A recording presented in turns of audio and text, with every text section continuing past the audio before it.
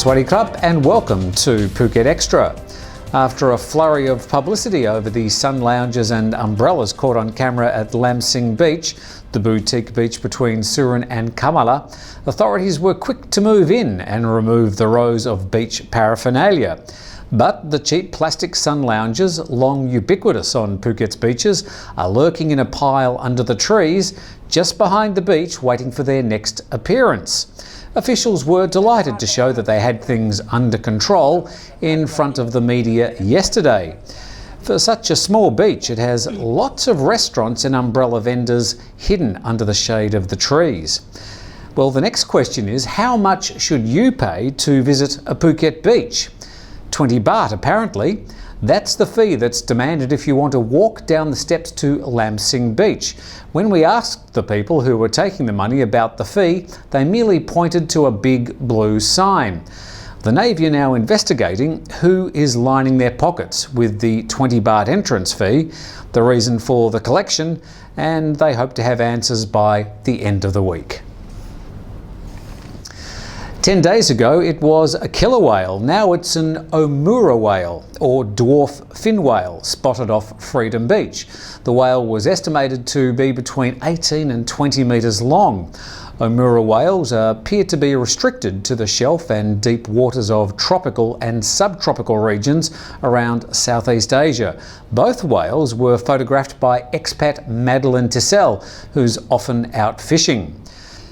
The Transport Ministry has taken the next steps in going ahead with a 2 billion baht light rail that will travel from the airport through Phuket town and all the way to Chalong. The 60-kilometre rail system is planned to have 23 stations along its route, but many questions are still to be answered, including whether the system will share the main roads with cars or travel on its own route.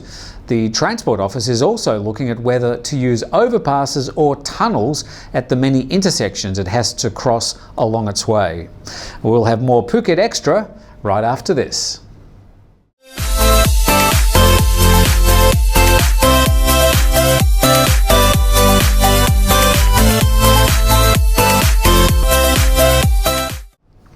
Welcome back to today's Phuket Xtra. The Prime Minister's office is reviewing a report it received yesterday from the National Reform Steering Committee. The report says that 1,200 rai of land in Phuket's Siranat National Park was divided and sold off by corrupt national park officials. The report specifies that the land, worth around 50 billion baht, was divided up into 178 plots and sold off with dodgy land use documents.